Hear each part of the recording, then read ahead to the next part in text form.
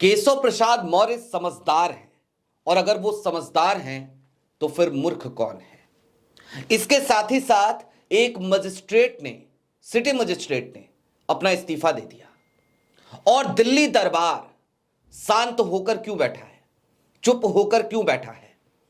शंकराचार्य विवाद क्या भारतीय जनता पार्टी को टुकड़ों टुकड़ों में बांट देगा?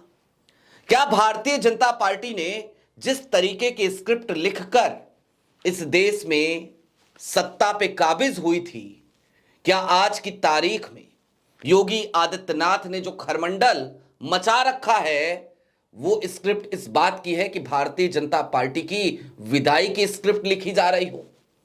और इन सब के दरमियान शंकराचार्य ने क्यों कहा कि केशव प्रसाद मौर्य को डांटा जा रहा है?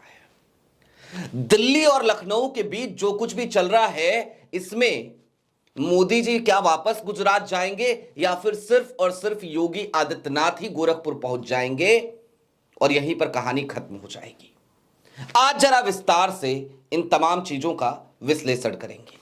नमस्कार, मैं स्वप्निल और आप मुद्दा देख रहे हैं। दोस्तों, आगे बढ़े उससे पहले वही छोटी सी अपील।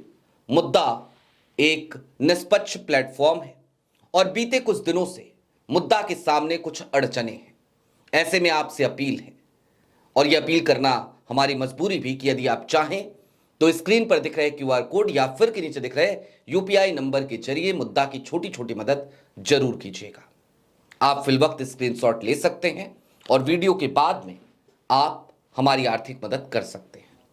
अब आगे बढ़ते हैं, और सबसे पहले मैं आपको कुछ चीजें दिखाना चाहता हूं। मसलन बरेली के सिटी मजिस्ट्रेट अलंकार अग्निहोत्री, कानपुर में एसडीएम भी रहे, पीसीएस अधिकारी हैं। उन्होंने सरकार की नीतियों से असंतुष्ट होते हुए, सरकार पे आरोप लगाते हुए, हाथों में पीले रंग का बैनर लेकर के सीधे सरकार के खिलाफ मोर्चा खोल दिया और इस्तीफा दे दिया।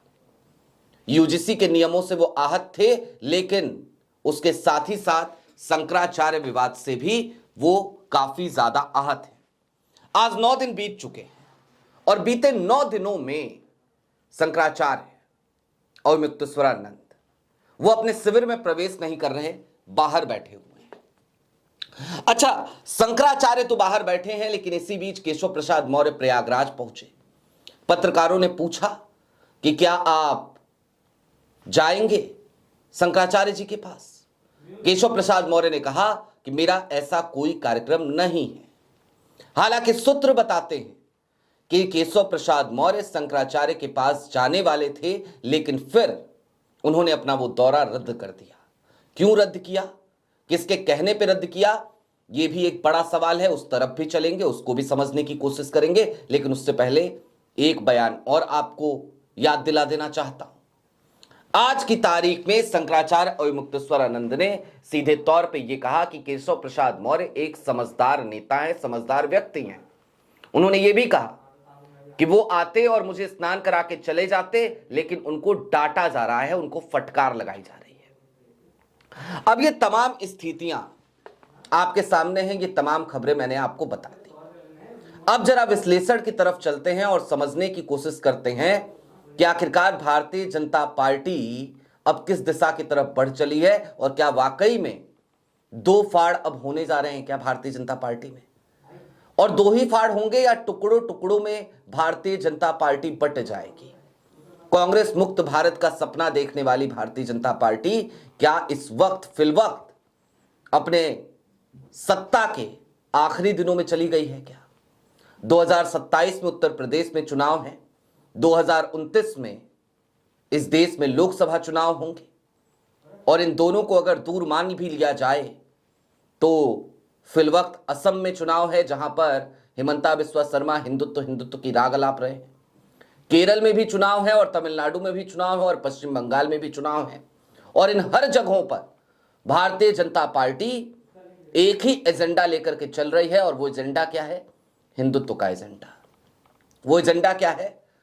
अल्पसंख्यकों से डर दिखाने का एजेंडा। लेकिन उत्तर प्रदेश में जो कुछ भी हो रहा है, मणिकर्णिका घाट, वो एक विवाद आया सामने, मंदिर तोड़े गए, लोगों ने योगी आदित्यनाथ को औरंगजेब तक कह दिया, मोदी जी को भी औरंगजेब तक कह दिया।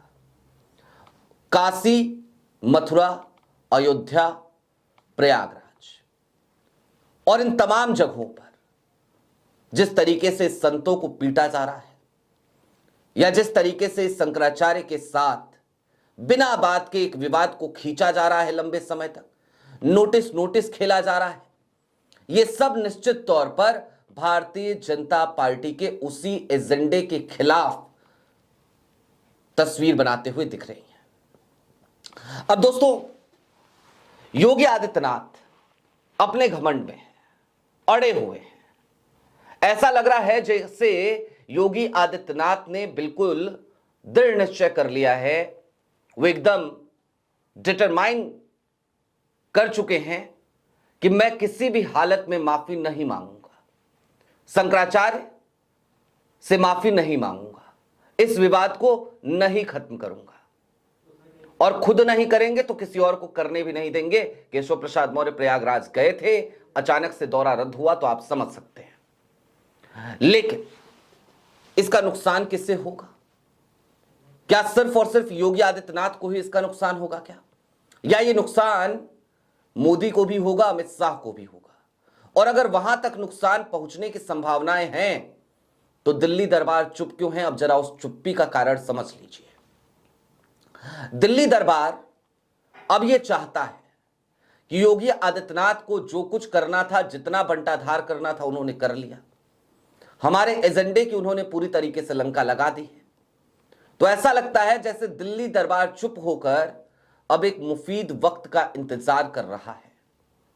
मुफीद वक्त इस बात का कि भाई ये विवाद इतना बढ़ जाए कि योगी जी खुद ही कहें कि मैं गोरखपुर चले जाता हूं, मठ में जाकर के बैठ जाता हूं अपने, क्योंकि अब लखनऊ में बैठना मेरे लिए ठीक नहीं है, लखनऊ में बैठने की स्थिति नहीं है। क्या दिल्ली दरबार उस मुफीद वक्त का इंतजार कर रहा है? केशव प्रसाद मौर्य ने आज जो बयान दिया, शंकराचार्य के बयान आने के बाद, उन्होंने बड़ी महत्वपूर्ण एक बात कही। जब पत्रकारों ने केशव प्रसाद मौर्य से पूछा कि भाई ये शंकराचार्य विवाद के दरमियान सरकार की तरफ से क्या प्रयास हो रहा है, तो उन्होंने ये नहीं कहा कि सरकार प्रयास कर रही है, उन्होंने ये नहीं कहा कि मैं प्रयास कर रहा हूं, उन्होंने ये नहीं कहा कि हमारी पार्टी प्रयास कर रही है। उन्होंने सीधे तौर पर यह कहा कि मैं तो सिर्फ प्रार्थना कर रहा हूं। योगी आदित्यनाथ माननीय मुख्यमंत्री जी वो प्रयास कर रहे हैं। और योगी आदित्यनाथ क्या प्रयास कर रहे हैं, तो उस प्रयास को जरा सिलसिलेवार तरीके से देखिए। सबसे पहले विवाद पैदा किया गया, फिर विवाद को च्युइंगम की तरह खींचा गया, फिर नोटिस खेला गया, और नोटिस खेलने के बाद शनिवार की देर शाम तो वो तस्वीर भी देखने को मिल गई जिस तस्वीर को देखने के बाद हर सनातनी ये सोचने पर मजबूर हो जाएगा, यदि शंकराचार्य किस तरीके से घेराबंदी की जा रही है तो फिर क्या होगा। क्या हुआ था शनिवार की शाम को? एक बाबा है, पोर्से, डिफेंडर, इन तमाम गाड़ियों से आजकल वो रील बनाते हैं, आप समझ गए होंगे, बात हो रही है सतुआ बाबा की। उत्तर प्रदेश का प्रशासन, प्रयागराज प्रशासन, माघ मेला प्रशासन उनको खूब इज्जत दे रहा है, खूब प्रोटोकॉल भी दे रहा है। योगी आदित्यनाथ के बड़े करीबी बताए जाते हैं सतुआ बाबा। सतुआ बाबा के समर्थकों ने अविमुक्तेश्वरानंद जी के शिविर पर पहुंचकर भारी बवाल काटा, हंगामा काटा। जिस वक्त यह हंगामा कट रहा था उस वक्त उन सभी के हाथों में एक पोस्टर था और उस पोस्टर पर लिखा था आई लव योगी आदित्यनाथ। इतना ही नहीं, उस पर लिखा था कट्टर सनातनी सेना। बुलडोजर की तस्वीर थी, सतुआ बाबा की तस्वीर थी, योगी आदित्यनाथ की तस्वीर थी, और इन तमाम तस्वीरों को लेकर पहुंचे हुए वो लोग, इस तरीके के पोस्टर्स को लेकर पहुंचे हुए लोग, वहां पर 1000 साल पुरानी परंपरा, उस परंपरा की वजह से शंकराचार्य के पद पे काबिज शंकराचार्य अविमुक्तेश्वरानंद के खिलाफ नारेबाजी कर रहे थे और वो सीधे तौर पर नारेबाजी इसलिए कर रहे थे क्योंकि शंकराचार्य ने इस समय योगी आदित्यनाथ के लिए मोर्चा खोल रखा है। अब दोस्तों, इस विवाद का पटाक्षेप फिलवक्त होता हुआ नजर नहीं आ रहा।